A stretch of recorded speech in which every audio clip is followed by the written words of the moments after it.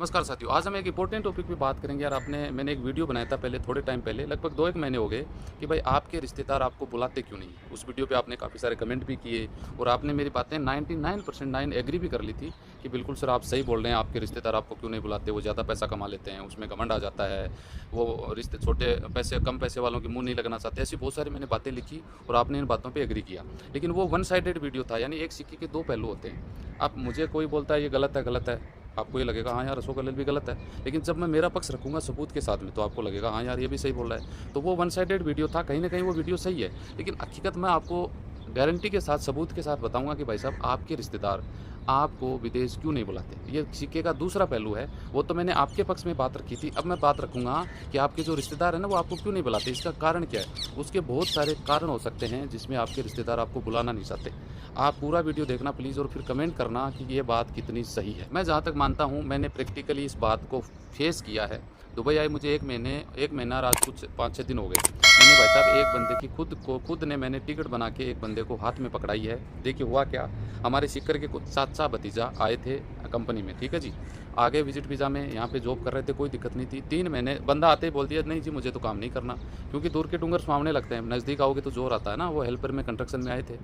अब भाई साहब उन्होंने बोला मुझे काम नहीं करना। अब आप यकीन नहीं करोगे, चाचा अच्छा बंदा था, कारीगर आदमी है, अपने पड़ोस में किसी बंदे ने बोल दिया हाँ जी चाचा मुझे भी लेके चलो, मैं ये कर लूँगा वो कर लूँगा। अब चाचा ने भाई साहब अपनी रिस्क पे बोला यार चलो ठीक है इसको भी ले चलते हैं। चाचा हालांकि 20-22 साल से विदेश में रहता है, तो उनके लिए तो कोई बड़ी बात नहीं थी। उन्होंने उस बंदे की वीज़ा बनवाया, टिकट बनवाई, अपने साथ लेके आए, इधर को काम भी करवाए। 2 महीना 3 महीना उन्होंने मुश्किल से निकाला, ये करते-करते कि मुझे इंडिया जाना है। अभी 10 दिन पहले वो बंदा इंडिया पहुँच चुका है और आप यकीन नहीं करोगे उसकी वजह से उस चाचा को लॉस उठाना पड़ा। अब लॉस कैसे उठाना पड़ा? चाचा ने लास्ट में ये तक बोल दिया, चाचा तो मैं इसलिए बोल रहा हूँ कि यार कि उनकी उम्र थोड़ी ज़्यादा थी तो सब चाचा बोलते हैं उनको, है ना? तो उन्होंने ये बोल दिया भाई साहब रिक्वेस्ट है, इनका जो भी पैसा लगेगा, जो भी खर्चा लगेगा मेरी तनख्वाह से काट लो प्लीज़, इसको घर भेज दो, मैं परेशान हो गया। अब हकीकत कहने का मतलब ये है कि अगर कोई रिश्तेदार आपका वीज़ा भेजता है, आपको जॉब लगवाता है, तो अगर वो सही हुआ तो आपकी किस्मत, अगर वो गलत हुआ तो वो उसकी ज़िम्मेदारी। आप हकीकत है, मैंने तो इन चीज़ों को फेस किया है। मैं इस फ़ील्ड में, ये नहीं कि आप यूट्यूब पे, तो मैं 7 साल से हूँ। बाकी भाई साहब 16 साल हो गए मुझे इस फ़ील्ड में एक्सपीरियंस, समझ गए? और मैं जिस एरिया से रहता हूँ ना, पूरे गाँव के गाँव विदेश रहते हैं, समझ गए? तो इस चीज़ को मैंने पर्सनली फेस किया है कि अगर सही हुआ तो हमारी किस्मत थे, अगर गलत हुआ तो भाई तू जाने तेरा काम जाने, मैंने तो तुझे पैसे दिए हैं, पैसे दे। अब अगर आपका रिश्तेदार आपको विदेश भेजता है, अपने पास बुलाता है, ठीक है? ये बोल के यार चलो ये गरीब है, ये अपना भाई है, अपना रिश्तेदार है, इसने मुझे बोल दिया, है ना? चलो इसको बुला लेते हैं, सेट कर लेते हैं। ऐसे केस होते हैं बहुत ज़्यादा जिसमें ओके है तो ठीक है, अगर गलत हुआ तो आप यकीन नहीं करोगे, आप यहाँ तो उसकी बैंड बजाओगे ही बजाओगे, क्योंकि वो साथ में रहता है। हमने देखा वो चाचा की कैसे बैंड बजाई, समझ गए? और आपके घरवाले, आपकी माँ, आपके घरवाले, क्योंकि वो तो आपका रिश्तेदार है, या तो आपके गाँव का है या पड़ोस में है, तो भाई साहब पूरे तो गाँव में ढोल पीट देते हैं कि इसने हमारे बच्चे को वहाँ ले जाके फंसा दिया, इसने हमारे बच्चे से पैसे खा गया, हमारे बेटे से इतने पैसे खा गया, वीज़ा तो इतने का था, ये पैसा खा गया, हमारे बच्चे को तनख्वाह नहीं मिल रही है, गलत कंपनी में फंसा दिया, बर्बाद हो गए, हमने कर्जे पे उठा के पैसा दिया, 6 महीना हो गया उसने टक्का हमें घर पे नहीं भेजा, अब वो हमसे बात नहीं करता, उसका वीज़ा नहीं मिला, उसको तो खाना अच्छा नहीं मिला, रहना अच्छा नहीं मिला, बेड अच्छा नहीं मिला, कंपनी बेकार मिल गई, है ना? इतनी ज़्यादा बहानेबाजी करके, ये वो करके जिस बंदे ने आपको वीज़ा लेकर अपने पास बुलाया है, उसकी रातों की नींद हराम आप लोगों में से कुछ लोग कर देते हैं। ये भाई साहब आप यकीन करें कि आप अगर मेरा वीडियो देख रहे हैं, किसी में ये घटना घटी है तो प्लीज़ मुझे कमेंट करके बताना। अभी ये घटना मेरे में बहुत घट चुकी, इसलिए मैं अब आपको ज्ञान देता हूँ यूट्यूब पे। क्या मैं मेरे लोगों को सेट नहीं कर सकता विदेश में? कर सकता हूँ ना।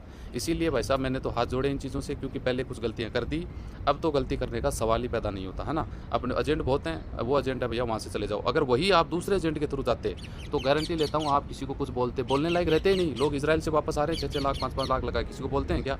अगर गलती से रिश्तेदार ने भेज दिया तो भाई साहब ऐसी बैंड बजाती हैं, वो तो बजाएगा।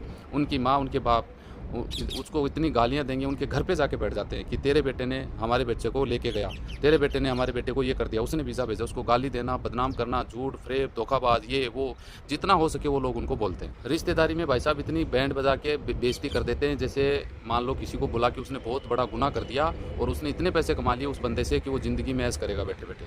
और अगर गाँव का बंदा है तो उसको इतना बदनाम कर देते हैं कि आप सोच नहीं सकते। अगर रिश्तेदारी में है तो फ़ोन करके उनके घर वालों को, उनकी वाइफ को फ़ोन कर देते हैं, है ना? उनकी माँ, उन तेरे तेरे हस्बैंड ने ये कर दिया, अपनी भाषा में बोलते हैं तेरे हस्बैंड ने वो कर दिया, उसको तनख्वाह नहीं मिली, हमने पैसे दिए पॉकेट में भेजा क्या, ये वो। मैं बोलूँ भाई साहब ये चीज़ें मैं वो बोल रहा हूँ जो प्रैक्टिकल मैंने देखी हैं और देख रहा हूँ। अभी मैं दुबई आने के बाद उस बंदे के चाचा के साथ ये स्थिति हुई। अभी वो गया, सब सही है। अभी वो 2-2.5 महीने रहा था, अभी वो चला गया। चाचा ने बोला कोई नहीं, जो भी इसका 60-70 हज़ार का लॉस हुआ है वो मेरी तनख्वाह से, हकीकत बात है, कटवाएगा वो पैसा, क्योंकि गलती कर दी ना, साथ में रिश्तेदार को लेके आ गया है ना, या फिर वो उसने पीछे से बुला लिया। तो ये कारण, बहुत सारे कारण होते हैं। इसीलिए भाई साहब आप बोलते हो रिश्तेदार नहीं बुलाता, तो लोग डरते हैं। समझदार आदमी हमेशा ये डर लगेगा कि यार अपन उसको बुला लेते हैं, कल को कुछ गलत हो जाता है तो उसकी रिश्ते जिम्मेदारी, अगर सही हुआ तो बोल देंगे हमारे किस्मत थे।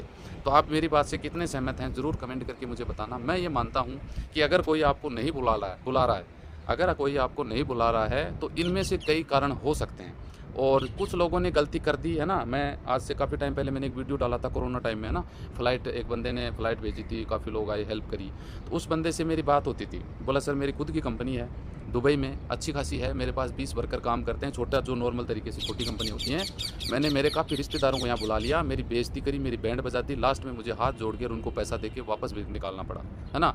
और एक रिश्तेदार की लेटेस्ट अभी मैंने देखा, एक नया बंदे ने कंपनी रजिस्टर करवाई, कोई यहाँ पहले काम करता था ठेकेदारी का, उसने छोटी कंपनी बोला कंस्ट्रक्शन में 10 वर्कर लेके हम काम कर लेंगे, उसको एक्सपीरियंस था। उस बंदे ने गाँव से बंदे बुलाए 10, और यहाँ पे उसकी कुछ प्रॉब्लम हो गई, काम नहीं चल पाया, सब के ऊपर FIR। वो बंदे वापस उनकी बैंड बजा के वीज़ा कैंसिल करके इंडिया पहुँचे, और वहाँ पे जाके मेरे ये सुनने में आया कि उनके ऊपर सब लोगों ने FIR करवा दी, जिसमें एक तो उनका सगा जीजा था।